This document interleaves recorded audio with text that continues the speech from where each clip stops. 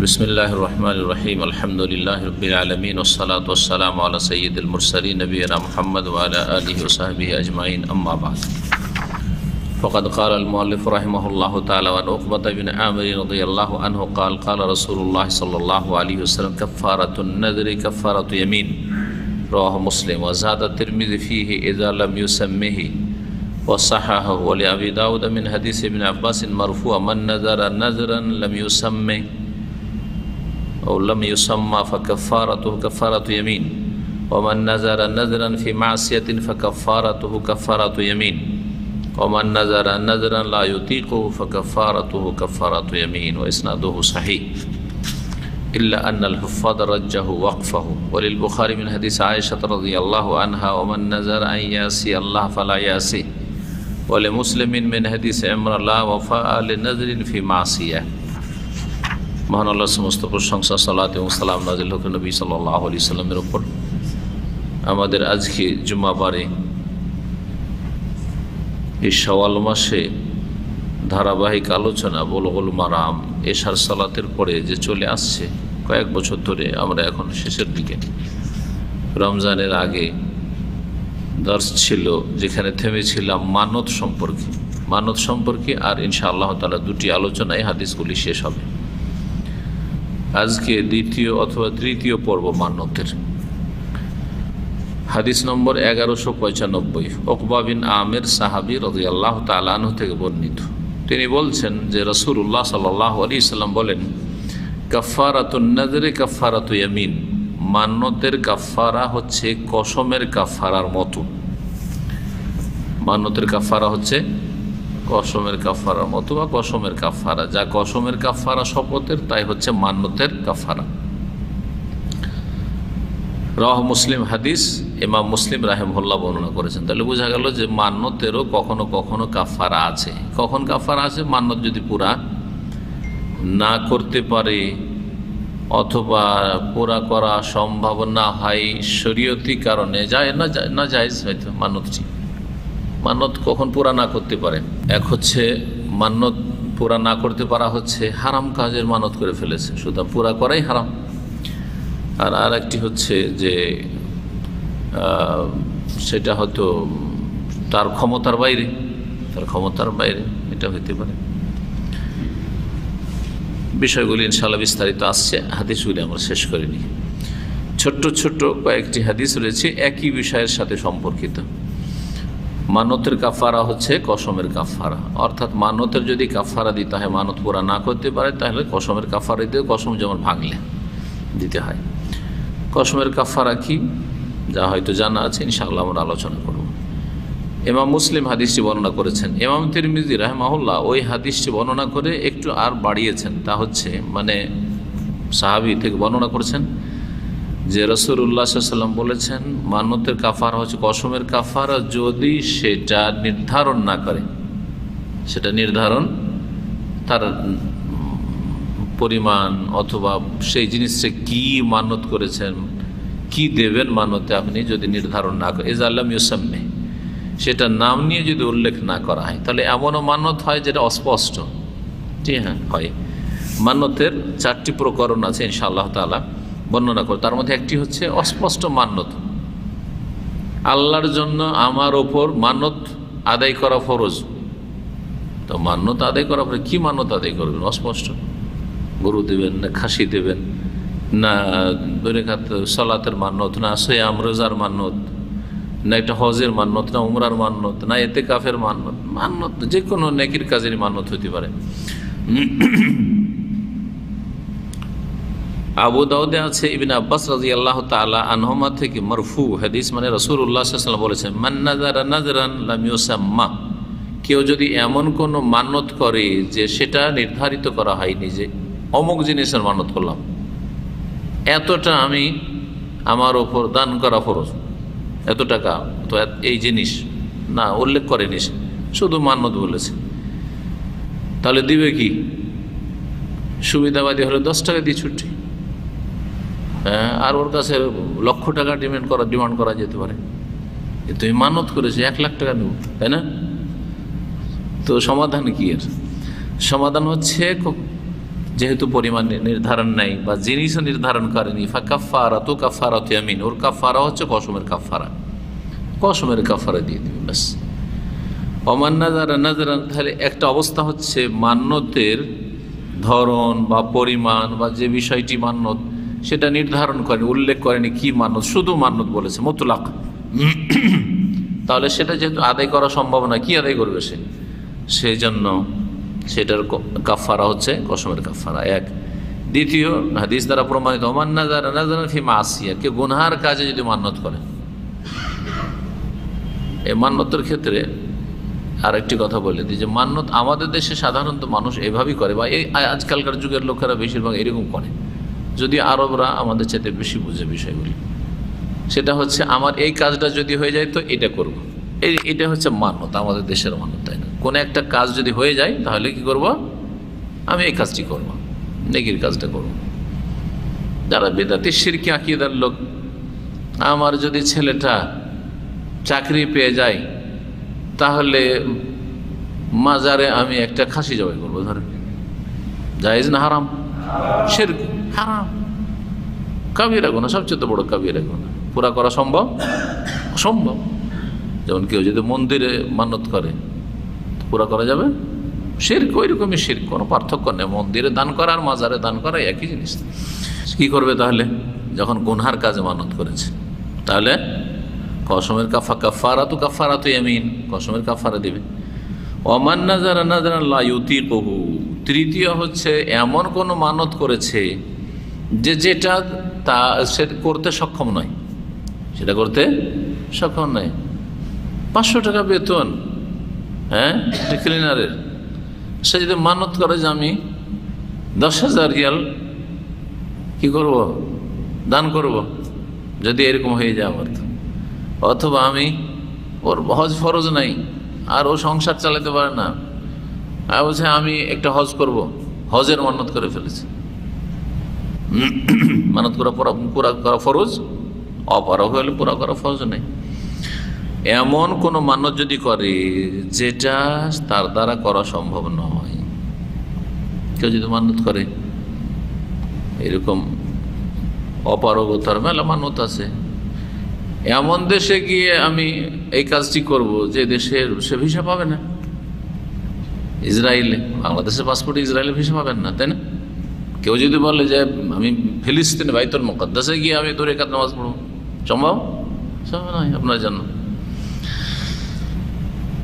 এমন কোনো যদি মান্যত করে যেটা করতে সে সক্ষম নয়, ফাকাফারাতু কাফারাতু, তারও কাফারা হচ্ছে কসমের কাফারা। ওয়া ইসনাদুহু সহিহ, হাদিসের সনদ সহিহ, ইবনে আব্বাস থেকে বর্ণিত এই হাদিসটি। এতে 3 রকমের অবস্থা বর্ণনা করা হয়েছে যেই ক্ষেত্রে মানুষকে মান্যত করলে কাফারা দিতে হবে। একটি হচ্ছে অস্পষ্ট মান্যত, আরেকটি হচ্ছে গুনহার মান্যত, আরেকটি হচ্ছে অসাধারণ মান্যত যেটা তার দ্বারা করা সম্ভব নয়, অপারগ সেটি আদায় করতে।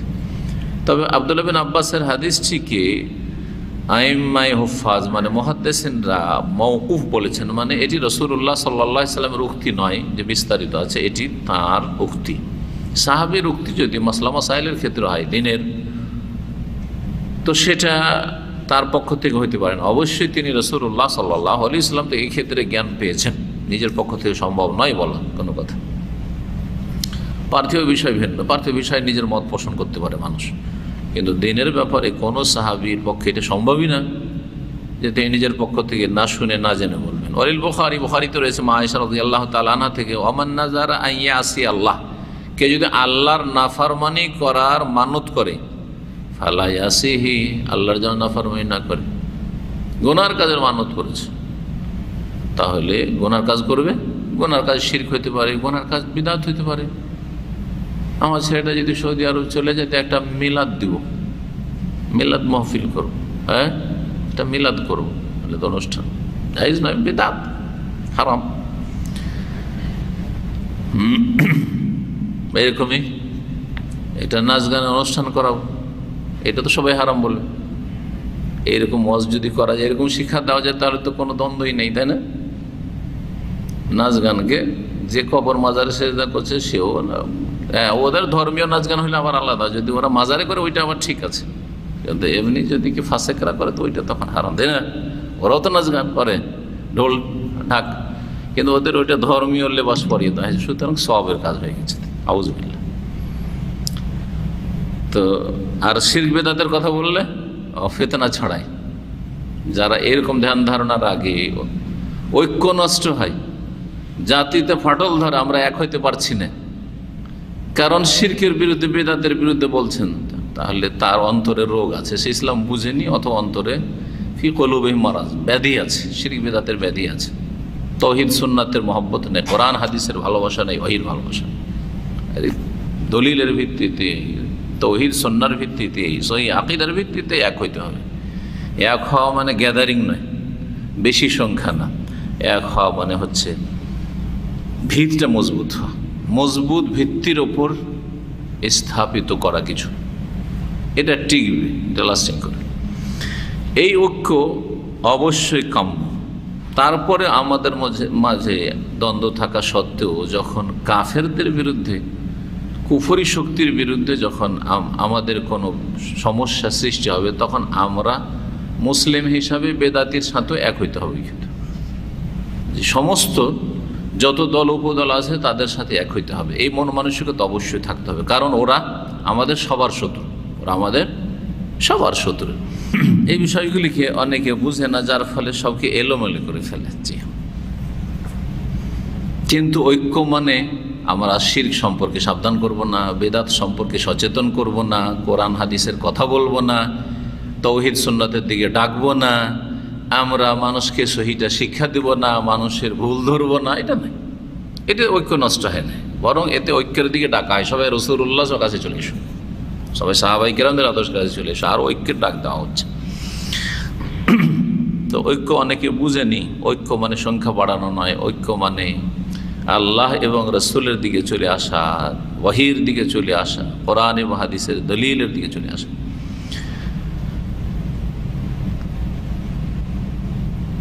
তাহলে বুখারীর হাদিস, কেউ যদি গুনাহ করার মানত করে তাহলে সেটি পুরা করবে না, কিন্তু বুখারীতে নেই পুরা করবে না, কাফারা দিবে কি দিবে না এই কথা নেই।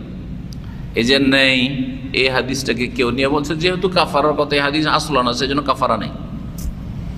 আর একদল বলছেন বুখারীর হাদিস সংক্ষেপে ওতে কাফারার কথা উল্লেখ নাই, কিন্তু অন্য হাদিসে, যেমন ইবনে আব্বাস বর্ণনা করেছেন যেটা আবু দাউদে আছে, তাতে কাফারার কথা আছে। তারপরে সহিহ মুসলিমে আছে মান্নতের কাফারা হচ্ছে কসমের কাফারা, তিরমিজিতে আছে, তাই না? তো সুতরাং যদি কেউ গুনহার কাজে মান্নত করে, অথবা পারছি না, এটা অসম্ভব আমার জন্য, এইরকম কোনো মান্নত করে, অথবা অস্পষ্ট মান্নত করে, এই তিনটি অবস্থা, এইরকম ক্ষেত্রগুলিতে কি করতে হবে? কাফারা পুরা করা সম্ভব নয়, সেই জন্য কসমের কাফারা দিতে হবে। মাসলায় ইখতিলাফ রয়েছে ফুকাহাদের। সহিহ মুসলিম আছে ইমরান রাদিয়াল্লাহু তাআলা আনহু থেকে বর্ণিত, লা ওয়াফা লিনাযরিন ফি মাসিয়া, গুনার ক্ষেত্রে কেউ যদি মান্নত করে তো সেটা পুরা করা চলবে না। গুনার জন্য মান্নত করলে সেটা পুরা করা চলবে না, যাবে না। এখন মান্নতের প্রকরণগুলি শোনেন। এই হাদিস দ্বারা বিভিন্ন রকমের মান্নত সম্পর্কে আমরা কিছুটা অন্তত জানতে পারলাম। তার মধ্যে একটি হচ্ছে আইয়ুনযিরা নাযরান মুতলাকান। মুতলাক মানে অস্পষ্ট, ডিটেলস কিছু বলা হয়নি। জিনিসটা কি মান্যতে দিবেন তো কত পরিমাণ দিবেন, ধরেন দান খায়রাত, তাহলে ওর একটা পরিমাণ হইতে হবে। হ্যাঁ, আমি নামাজ পড়ব, যদি এটা হয়ে যায় তো তাহলে ওর একটা পরিমাণ হইতে হবে, তাই না? রোজা রাখবো তো ওর একটা পরিমাণ হইতে হবে। বা ওই যে ইবাদতটি করবেন, যেটা করবেন নেকির কাজটা, সেটা অন্তত উল্লিখিত হইতে হবে। সেটা সলাত, নামাজ, না সিয়াম, রোজা, না হজ, না যাকাত, না দান খায়রাত, না সেটা ইতিকাফ, না আর কিছু, না আমি আমার মুসলিম ভাইদেরকে খাওয়াবো, উল্লেখ হইতে হবে অবশ্য। তো অস্পষ্ট মান্যত একটা, লিল্লাহি আলাইয়া, যেমন আরবরা মান্যত করত লিল্লাহি আল্লাহর জন্য আমার ওপর ফরজ, লিল্লাহি আলাই নাজরুন, মান্যত ফরজ, মান্যত আদায় করা ফরজ। ওয়ালাম ইউসাম্মা শাইয়ান, উল্লেখ করেনি আমার ওপর আল্লাহর জন্য মান্যত আদায় করা ফরজ, আমি ফরজ করে নিলাম। আমার দায়িত্বে মান্য থাকলো, আর মান্য থাকলো কি থাকলো, কিছু তো উল্লেখ করেন নাই, অস্পষ্ট। এটা একটা। হ্যাঁ, ওই কথাটি বলতে গিয়ে অর্ধেকটা বলেছিলাম, এটাকে পুরা করি। সেটা হচ্ছে, আমার দেশের লোকেরা মান্যত করে কি, আমার এই কাজটা হয়তো এই করব, এটা এটা একটা মান্যত, এটা সবাই জানে যে এরকম মান্যত হয়। কিন্তু আরেকটা মান্যত যেটা বললাম যে অস্পষ্ট, বা আপনার স্বার্থ পুরা হওয়ার ক্ষেত্রে মান্যতের কোনো সম্পর্ক নেই। আমার একটা কাজ হোক, এর সাথে মান্যতের, আপনার মান্যতের কোনো সম্পর্ক নেই। আমি আল্লাহর জন্য নিজের ওপর একটা মান্যতকে অবধারিত করছি। আমি একটা মান্যত আমার দায়িত্বে নিলাম, মান্যত করলাম। এখন এইটা দুই রকম। একটা হচ্ছে মান্যত আমার দায়িত্বে নিলাম, তো মান্যত কি, অস্পষ্ট, তাহলে এটা মধ্যে। আর একটা হচ্ছে আমার ওপর মান্যত আমি ফরজ করলাম যে আমি শুক্রবারে এশার সালাতের পরে যে ভাইরা আসে তাদের সবাইকে খাবো। কিন্তু বললেন, এ কথা বললেন না। আমাদের যেটা সাধারণ মানুষের মান্যত, সেটা হচ্ছে যে আমার যদি এই কাজটি হয় তাহলে খাবো, এরকম করেনি। ওটা হচ্ছে মুআল্লাক মান্যত, কোন কাজের সাথে সম্পৃক্ত করে মান্যত করা, এই কাজটা হইলে করবো, তাহলে ওই কাজটা যদি না হয় তাহলে করবেন না। মান্যত তাহলে দুই রকমের। একটা হচ্ছে একটা কাজ হওয়ার সাথে আপনি সম্পৃক্ত করলেন, আর আরেকটা হচ্ছে না এমনি, যদিও সেটা অধিকাংশ লোক করে না। যদি কেউ বলে লিল্লাহি আলাইয়া নাযরুন, আল্লাহর জন্য আমার উপর মান্যত ফরজ, ইন ফালতু কাজা, যদি আমি এরকম কাজ করি, আমি যদি এরকম কাজ করি তো মান্যত করা ফরজ, আর করে ফেললো, সেটা করতে চাইনি, আমি এরকম করব না, যদি করি তো মান্যত ফরজ। ফাহাজা ইয়াজিবু আলাইহি, যখন করে ফেললো সেই কাজটি, অথবা করতে পারলো না, অথবা গুনহার কাজ, এরকম ক্ষেত্রে ফাহাজা ইয়াজিবু আলাইহি ফি হিনসিহি কাফারাতু ইয়ামিন, কসমের কাফারা লাগবে। দ্বিতীয় মান্যত হচ্ছে আইয়ানজোরা নাজারা ইয়ানজোরো, আইয়ানজোরা ফেলা মাসিয়া মিনাল মাসি, কোনো গুনাহ করার মান্যত করলো, যে কোনো গুনাহ হইতে পারে, যে কোনো গুনার কি করলো, মান্যত করলো। আজকাল যারা রাজনৈতিক নেতা আছে তাদের কাছে, অধিকাংশ লোকের কাছে হালাল হারামের জ্ঞান নেই, তাই না? ইলেকশন আমি পাশ করলে কি করব, আমার মিছিলে সবাইকে মদ খাওয়াবো, হইতে পারে মদ খাওয়িয়ে ইলেকশনে ভোট নিচ্ছে। জি, মদ খাওয়ানিক নেতা আছে ভারতে, মুসলিম নেতা মদ খাইয়ে এলাকার মদখোর যারা ওই সাঁওতাল আদিবাসী, ওদেরকে মদ খাইয়ে ভোট নিচ্ছে, ভোট না যেন মদ খাইছে। আরও এরকম বিভিন্ন হারাম হইতে পারে। জি,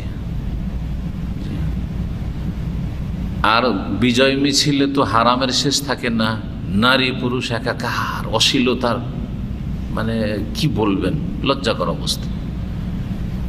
আর ঢাক ঢোল বাজনা, ওই সব তো হারাম তো আছে। কেউ যদি এরকম মান্যত করে যে আমার এই কাজটি হয়তো এই কাজ করবো, এইরকম ধরনের কাজ হারাম না?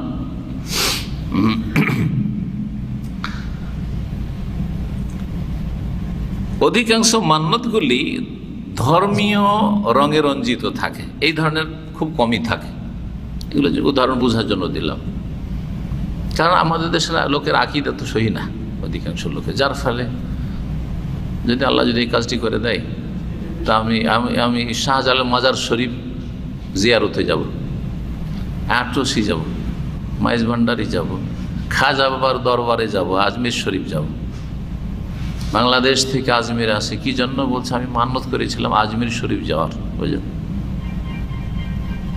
নেকি না গোনা, হালাল না হারাম, শিরকি সফর, এগুলো বলছে শিরকি সফর, যেখানে শিরক হয়, শিরক করতে যায়, ইমান হার যায়, শিরকি সফর।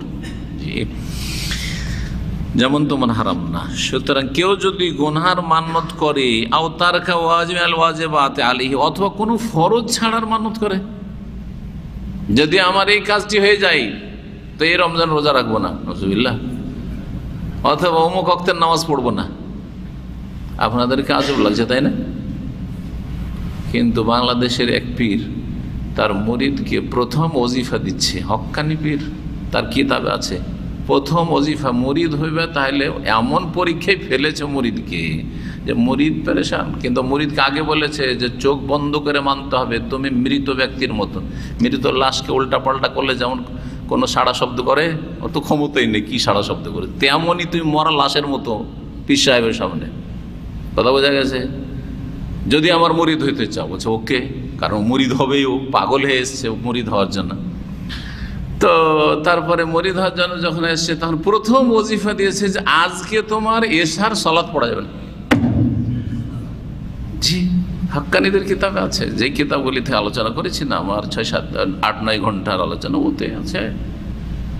অবাক হয়ে যাবেন, অন্ধ হয়ে কিতাব পড়ছেন আর না হয় কিতাবগুলি পড়েন না, 2-4 লাইন পড়ছেন, শিরক কুফরি তো ভরা আছে পীরদের কিতাবে। এর চেয়ে বড় কুফরি কি হয়? হ্যাঁ, যে আল্লাহকে পাওয়ার জন্য প্রথমে এশার নামাজ ছাড়তে হবে। মুরিদ হওয়া কিসের জন্য? ওরা কি বলে যে মুরিদ হইলে আল্লাহকে পেয়ে যাবে। তো আল্লাহকে পাওয়ার জন্য প্রথম ওজিফাই হচ্ছে যে পরীক্ষা, দেখি যদি এটা মেনে নিতে পারে তাহলে তো অন্ধভক্ত, আর যদি না মত না আমি মুরিদ হই আর না হয় আমি এশার নামাজ ছাড়বো না, তো গেল ওর। ও দেখছে যে আমাকে তো মুরিদ হইতে হবে, যা এশার নামাজ যাক যাক, জাহান্নামে যাবো। ও বুঝে না যে জাহান্নামে চলে যাবো, বুঝেই নেই জাহিল। কারণ মুরিদ তো জাহিল, মুরিদ তার কোনো জ্ঞানী মানুষ হয় না। জি, ইন্না লিল্লাহি ওয়া ইন্না ইলাইহি রাজিউন। জি হ্যাঁ, কি জন্য বললাম এটা? এই জন্য বললাম যে মানুষ অনেক সময় ফরজ ছাড়া যেন প্রস্তুত হয়ে যায়, তাও কুপ্রবৃত্তির কারণে না, হ্যাঁ, ধর্মীয় চেতনা নিয়ে। এই মুরিদ হইতে গেছে ধর্মীয় চেতনা নিয়ে, তাই না? ওই রকমই মানত করছে, আমার যদি এই কাজটা হয়ে যায় তো আমি ফজর নামাজ পড়বো না, হতে পারে। ফাহাদা ইয়াজিবু আলাইহি হিনসু, তাহলে যখন সে ফরজ ছাড়ার অথবা কোনো গুনাহ করার মানত করেছে তো মানত পুরা করতে পারবে? পারবে না। যখন মানত পুরা করা হারাম তাহলে সেই মানতটা তার ভঙ্গ হচ্ছে। যখন মানত ভঙ্গ হচ্ছে তাহলে কি করবে সে? সেই ব্যক্তি কাফারা দেবে। সেই ব্যক্তি করবে আলাইহি কাফারাতু ইয়ামিন, কসমের কাফারা দেবে। তৃতীয় মান্যত হচ্ছে আইয়ানজুরা নাযরান লা ইউতিকুহু ওয়া ইয়াশুক্কু আলাইহি মাশাক্কাতান কাবীরা, এমন মান্যত করলো যা আদায় করতে অপারগ, পারছে না। শারীরিক মান্যত, যেটা তার শারীরিক অবস্থা বলছে যে আমি পারবো না। কেউ যদি মান্যত করে যে আমার যদি আল্লাহ এই কাজটি করে দেয়, হ্যাঁ, চাকরিটা যাব অবস্থা, চাকরিটা থাকে তো এবার হেঁটে হজ করবো দাম্মাম থেকে। হাসছেন, সাহাবিদের মধ্যে এরকম মান্যত করেছিল। জি হ্যাঁ, আসছে, হাদিস আসছে। জি, তা আল্লাহ বলছে হাঁটো, যে মান্যত করেছে তা হেঁটে হজ করো নাকি? এইখান থেকে হাঁটতে লাগো নাকি? না, কোনো সব না। এই যে এক শ্রেণীর পাগলগুলো আসছে সাইকেলে, গত বছর ব্রিটেন থেকে সাইকেলে চড়ে হজে, বাংলাদেশ থেকে পায়ে হেঁটে হজে এসছে, অমুক হজ। কোনো সবের কাজ নাকি? কোনো সবের কাজ না। এগুলো দুনিয়ার মানুষ, দুনিয়াদারদের কাছে, দুনিয়াদার লোকের রেকর্ড করা উদ্দেশ্য। রেকর্ড করাচ্ছে যাদের কাছে, তারাও দুনিয়াদার, আর যেই ব্যক্তি এইরকম হজে আসছে সেও দুনিয়াদার। কোনো দিনদার লোক এই কাজ করতে পারে না। ভালো করে শুনেন, দিন বোঝার চেষ্টা করেন। আল্লাহ আপনার আমার কষ্ট চান না। আল্লাহকে ইয়ানজুরিল্লাহ কুলুবিকুম আমালুকুম, তোমার হৃদয়ে কেমন ভালোবাসা আছে ইবাদতের, এবং তোমার আমলের কোয়ালিটিটা কত সুন্দর আছে। আমল, তৌহিদ কেমন আছে, ইখলাস কেমন আছে, আর সুন্নত কেমন আছে, সুন্নতের অনুসরণ কেমন আছে, এইটা হচ্ছে কোয়ালিটি। কত সুন্দর করে আপনি হজটা আদায় করলেন। আপনি প্লেনে যান, আপনি আরও দ্রুত কিছুতে চলে যান, আপনি যেইভাবে যান না কেন, ব্যাস আল্লাহর আপনার ইখলাস আর সুন্নত দেখতে চান।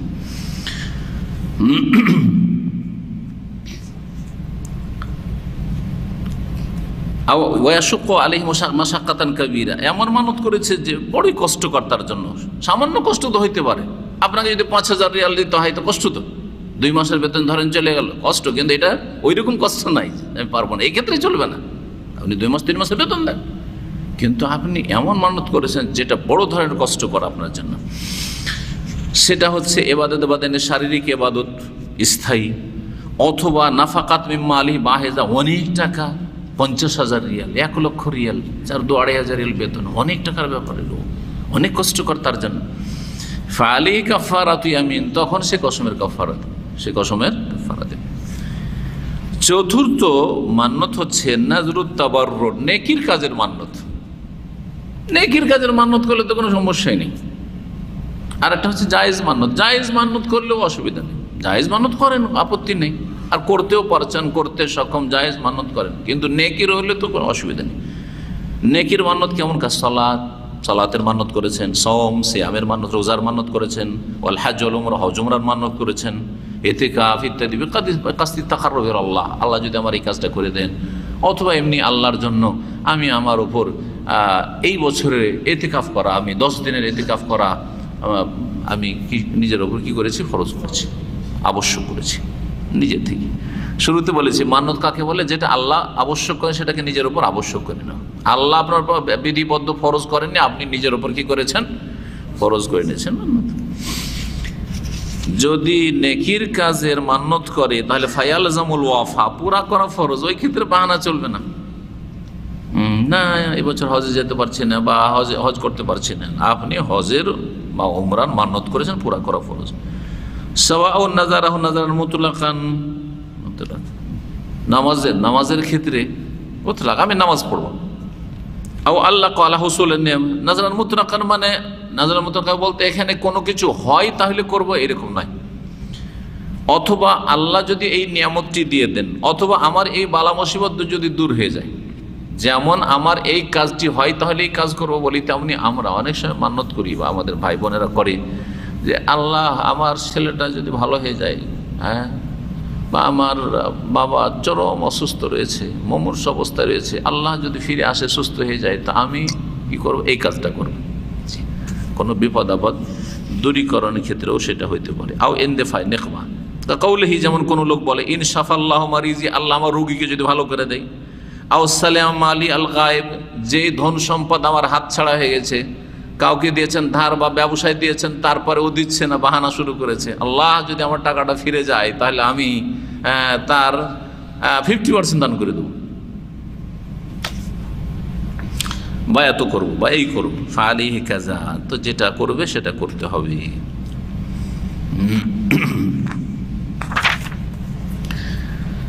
চলেন তারপরে 1196 নম্বর হাদিস, উকবা বিন আমির রাদিয়াল্লাহু তাআলা আনহু থেকে বর্ণিত। তিনি বলছেন, নাজারাত উখতি আন তামশি ইলা বাইতিল্লাহি হাফিয়াতান, আমার বোন মান্নত করেছিল।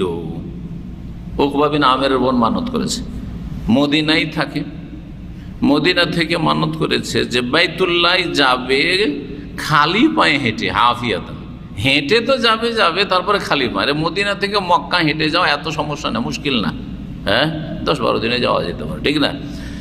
কিন্তু ও তার সাথে খালি পায়ে হাঁটবে, স্যান্ডেল জুতাও পরবো না। আল্লাহ এর কষ্ট দিতে চান নাকি?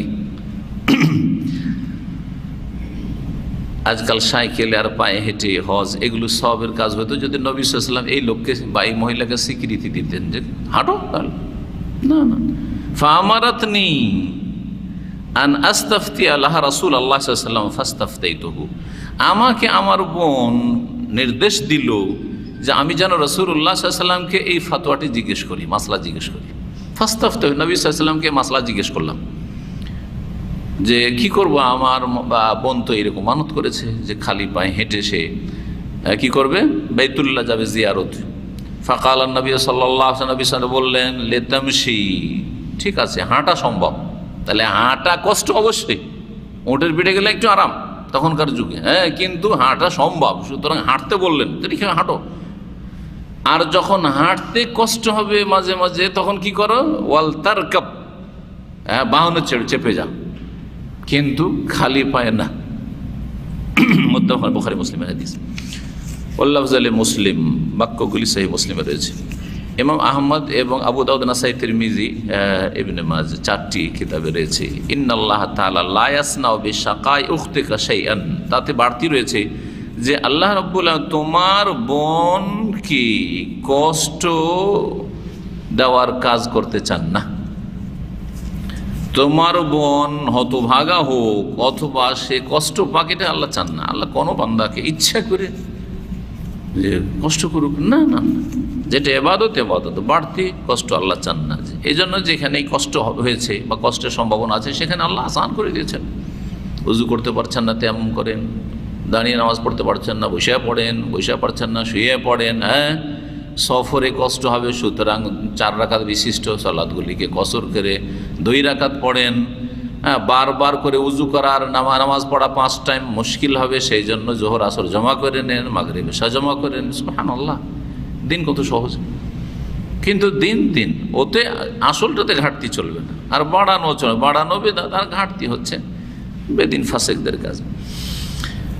মুরহা, তাকে বলো, ফালতাখতামির, সে যেন ফালতাখতামির, তাখতামির তো খেমারের অর্থ হয় খেমার, ওড়না ব্যবহার করা। আবার হতে পারে সে যেহেতু খালি পায়ের কথা সে বলেছিল, সেজন্য এখানে খেমার বলতে সে স্যান্ডেল জুতা পড়ুক, সেটাও হতে পারে। ওয়াল তারকাব, আর সে যেন বাহনেও চড়ে, গোটা রাস্তা হেঁটে যাবে না, না বাহনে চড়ুক, কারণ ক্লান্ত হয়ে যাবে। অথবা সে চাই যে মাঝে মাঝে আমি বাহনে চড়বো, মাঝে মাঝে হাঁটবো, কোনো অসুবিধা নেই। ওয়াল তাসুম সালাসাতা আইয়াম, আর ও যে খালি পায়ে আর গোটা রাস্তা হেঁটে যাব, এই কষ্টকর মানত করেছে, এই মানত পুরা করা সম্ভব নয়, সেই জন্য সে যেন 3 দিন সিয়াম পালন করে। 3 দিন কি করে? রোজা রাখে। কেন? এটা হচ্ছে কাফারা, এটা হচ্ছে কসমের কাফারা। তাহলে আমরা খোলাসা জানলাম যে মান্যত যেখানে পুরা করা সম্ভব নয়, হয় অস্পষ্ট মান্যত, না হয় পাপের মান্যত, আর না হয়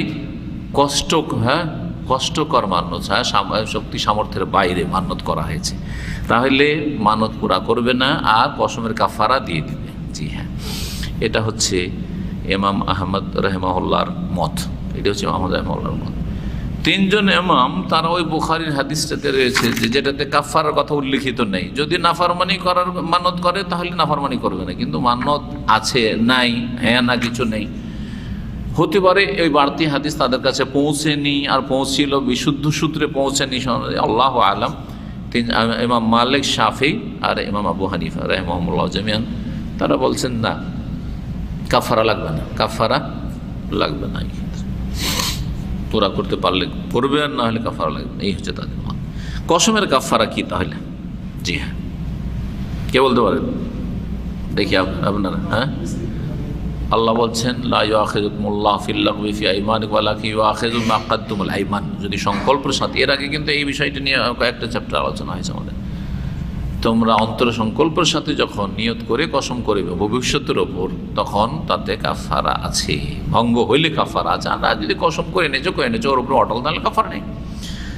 কাফারাতু ইতআমু 10 মাসাকিন, প্রথম কাফারা হচ্ছে ধারাবাহিক আছে, আগেরগুলো পারলে নিচে নামা যাবে না। হ্যাঁ, ফাকাফারাতু ইতআমু 10 মাসাকিন, প্রথম হচ্ছে 10 মিসকিন খাবার দেওয়া। অথবা আল্লাহ অপশন দিয়েছেন কিসওয়াত, 10 জন মিসকিনকে কাপড় পরানো, 10 জন মিসকিন খেতে দেন, নাই কাপড় দেন। জি, আর তারপরে আর কি বলেন? মিন আউসাতে মাতুত, এমন আহলি, খাবারটা দেবেন বা কাপড় দেবেন তো কিরকম? মধ্যম শ্রেণীর, অনেক দামি কাপড়ও না আর অনেক দামি খাবারও না, অনেক একেবারে এমন খাবার না, 50 টাকাও না। আউ তাহরিরু রাকাবা, অথবা গোলাম স্বাধীন করা। এই 3টিতে আল্লাহ কি করেছেন? স্বাধীনতা দিয়েছেন। তো গোলামটা তো নাই, গোলামটা থাকলে 3টার মধ্যে, তাহলে এখন 2টোতে প্রথম যেতে, প্রথম রোজাতে গেলে হবে না, নামলে হবে না। প্রথম কি কোথায় যেতে হবে? 10 মিসকিনকে খাবার দেবেন, 100 থেকে 150 রিয়াল। 10 রিয়ালে একটা লোকের খাবার, বা 15 রিয়াল ধরেন মধ্যম খাবার, তাহলে 150 রিয়াল হয় 10 জনের খাবার। 150 রিয়াল দিতে পারবেন। 150 রিয়াল দিতে পারলে আপনার জন্য রোজা রেখে কাফারা করা জায়েজ হবে না?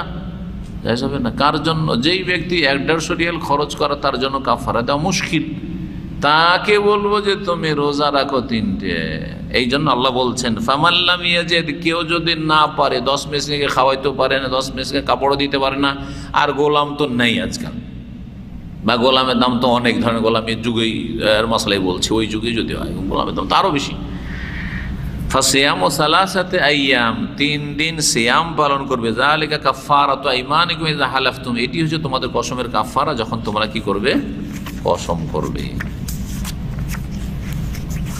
আরেকটি হাদিস কি 1197 ওয়ান ইবনে আব্বাস রাদিয়াল্লাহু আনহুমা কাল, আব্দুল্লাহ বিন আব্বাস রাদিয়াল্লাহু আনহু হতে বর্ণিত, তিনি বলছেন ইস্তাফতা সাদ বিন উবাদা রাসূলুল্লাহ ফি নাযরিন কানা আলা উম্মিহি তুফিয়াত ক্বাবলা আন তাকদিয়াহু। সাদ বিন উবাদা রাদিয়াল্লাহু তাআলা আনসারীদের বড় নেতা ছিলেন, তিনি সরদার।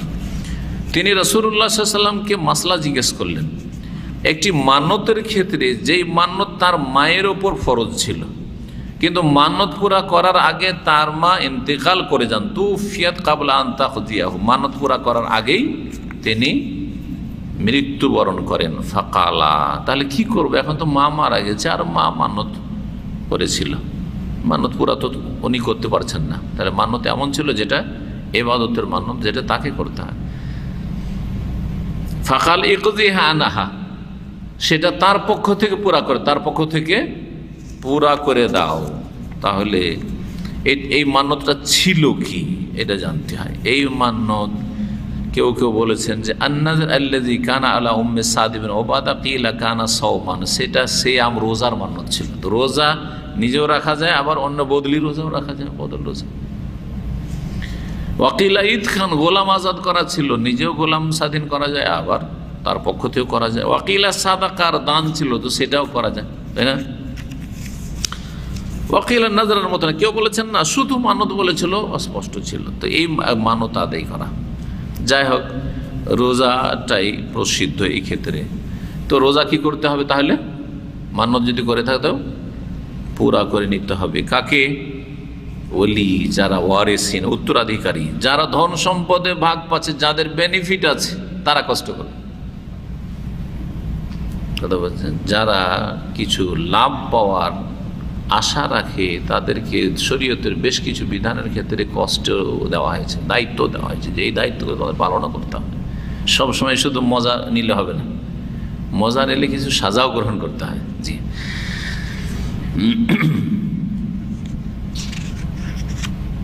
এই মর্মে একটি হাদিস রয়েছে, মান মাতা আলাইহি সিয়ামুন, কেউ যদি মৃত্যুবরণ করে আর ওর ওপর রোজা থেকে যায়, রোজা বাকি থেকে যায়, সামা আনহু ওয়ালিয়ুহু, ওলি মানে এখানে ওয়ারিস, উত্তরাধিকারীরা কি করবে? সেই রোজাগুলি রেখে নেবে। কিন্তু এই রোজাগুলি কি ধরনের রোজা? রোজা দুই রকম, সিয়াম দুই রকম। এক হচ্ছে ফরজ রোজা, সুন্নত নফল হলে তোর কাজার দরকারই নেই, সুন্নত নফল করতে পারেনি, শাওয়াল মাসে 6টা রোজা ছিল, করতে পারেনি, মারা গেছে, তো করতে হবে না। হয় রমজানের ফরজ রোজা, ফরজ সিয়াম, আর না হলে আর একটা ফরজ সিয়াম, সেটা হচ্ছে মান্যতের সিয়াম, মান্যতের সিয়াম। এখন এই রোজা কি ছিল, এই নিয়ে ফুকাহাদের উলামাদের দ্বিমত রয়েছে, তার ভিত্তিতে ফতোয়ারও দ্বিমত হয়েছে। তবে যে কোনো রোজাই হোক সতর্কতামূলক, হ্যাঁ, কাজা করে নেওয়াই হচ্ছে মৃত ব্যক্তির পক্ষ থেকে সে দায়িত্ব পালন করার যে ফতোয়াটি, সেটি ঠিক। আল্লাহু আলাম। ইখতিলাফুল উরফি কাদাই সাম আনিল মাইয়িত আলা সালাসাতি আকওয়াল, এই ক্ষেত্রে 3টি মত রয়েছে যে মৃত ব্যক্তির রোজা কাজা করা ওয়ারিসিন, উত্তরাধিকারীদের ওপর আবশ্যক কিনা। প্রথম মত হচ্ছে লা ইউখযা আনহু বিহাল, কোনো রোজাই পুরা করার দরকার নেই। ও মারা গেছে, সময় সুযোগ পায়নি, সময় সুযোগ পেলে করতো, পায়নি, মারা গেছে, চলে গেছে। রমজান মাসে অসুস্থ ছিল আর তারপরে মারা গেল, ধরেন, রোজাগুলি কি কাজা করতে হবে? এটা হচ্ছে মাসলা। অথবা মান্যতের রোজা ছিল, মান্যতের রোজা পুরা করা হয়নি, মারা গেছে, পুরা করতে হবে, বলছেন না, কোনোটাই পুরা করা লাগবে না। এটি হচ্ছে 3জন ইমামের মত, ইমাম আহমদ ছাড়া। ইমাম আহমদ ছাড়া 3জন ইমাম মানে ইমাম আবু হানিফা, মালিক আর শাফি, 3জন। দ্বিতীয় মত হচ্ছে ইউকযা আনহু নাযরু দুনাল ওয়াজিব, মানতের সিয়াম রোজা হইলে পুরা করতে হবে, কিন্তু ফরজ রোজা পুরা করতে হবে না। তার রমজানের রোজা যদি মৃত ব্যক্তির থেকে যায় তাহলে সেটা কাজা করতে হবে না ওয়ারিসিনকে, কিন্তু মানতের যদি রোজা থাকে তাহলে সেটা পুরা করতে হবে। জি, আরব দেশে এই ফতোয়াটি মশহুর রয়েছে, কারণ ইমাম আহমদের মতটি এখানে বেশি প্রাধান্য দেওয়া হয়। ওহো মাজহাবু আহমদ, ইমাম আহমদ রাহিমাহুল্লাহর এটি মজহাব। তৃতীয় মত হচ্ছে আন্নাহু ইউকযা আনহু নাযরু ওয়াল ওয়াজিব বিআসলি শারঈ,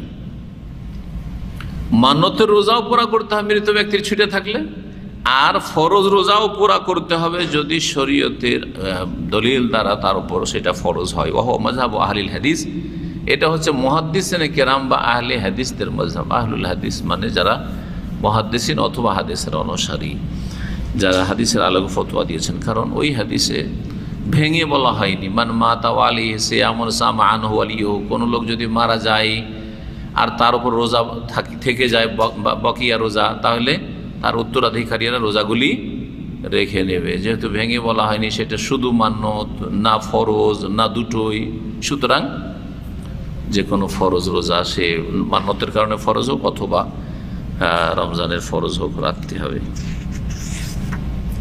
এই নেকি মাইয়াতকে পৌঁছিবে, এই নেকি মাইয়াতকে পৌঁছিবে, মাইয়াতকে ওই সব নেকিগুলি পৌঁছিবে যেই ক্ষেত্রে দলিল আছে। আমাদের কাছে দলিল আছে যে দোয়া পৌঁছিবে, মাইয়াতের জন্য দোয়া করলে দোয়া দিয়ে মাইয়াতের লাভ হবে। আউয়ালাদিন সলিহিন, বিশেষ করে সন্তানরা ছেলেমেয়েরা দোয়া করলে, কারণ পরের দোয়ার চাইতে ঘরের দোয়া অনেক শক্তিশালী। কিন্তু আমাদের দেশের জনগণও বোঝে না, আর আলেম সমাজও বোঝে না যে হুজুর না হলে বাপ মার জন্য দোয়া হবে না।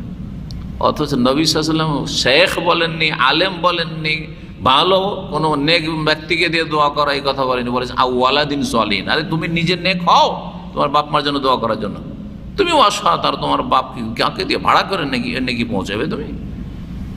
হাদিসে কিন্তু এরকম নেই, আর সালাফের যুগে এরকম ছিল না যে পরকে দিয়ে দোয়া করে না বাপ মায়ের জন্য।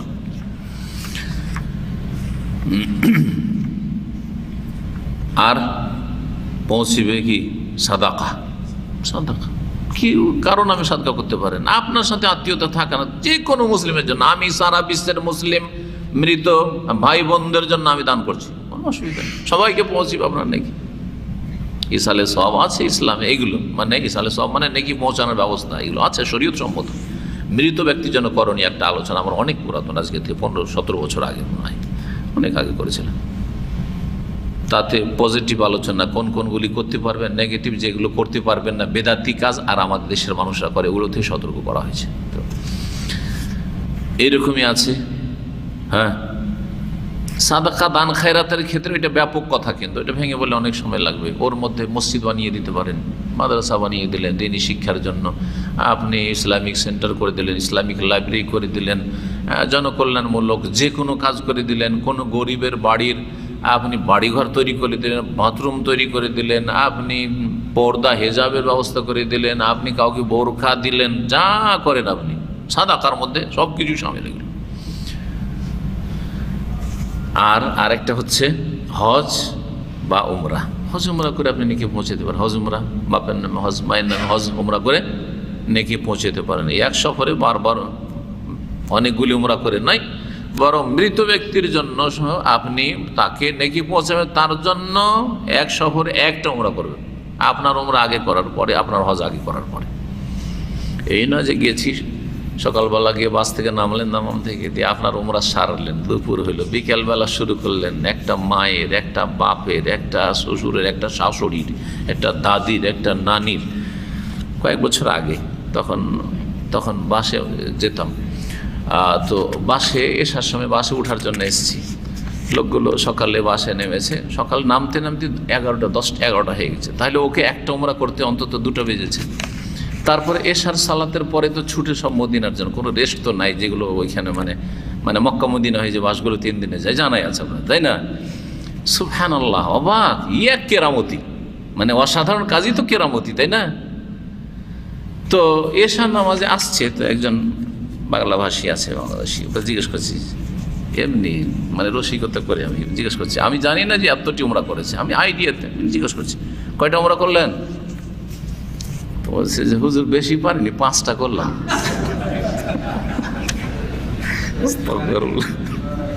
বেশি পারি, আলহামদুলিল্লাহ।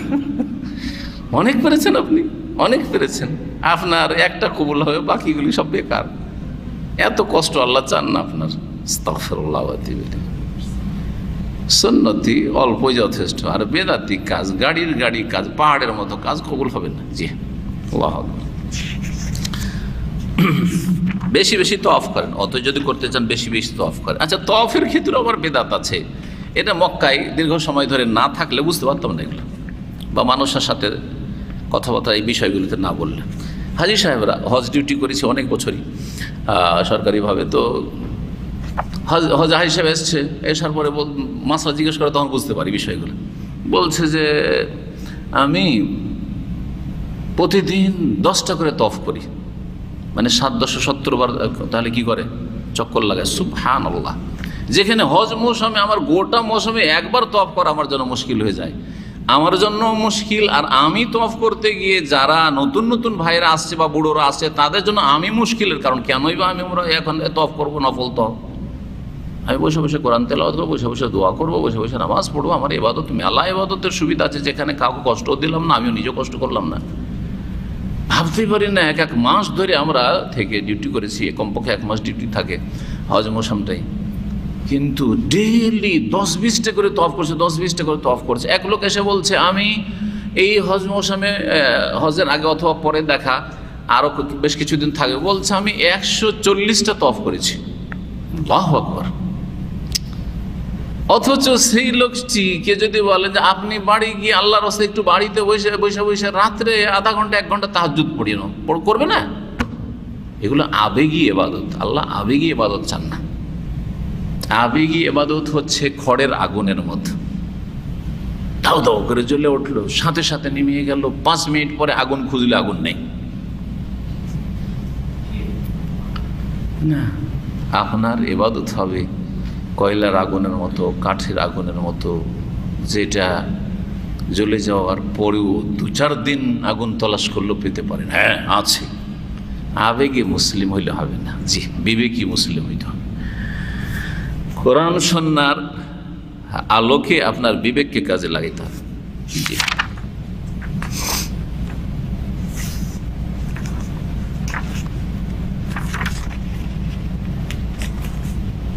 সময় অনেক হয়ে গেছে, থাক আজকে এখানেই।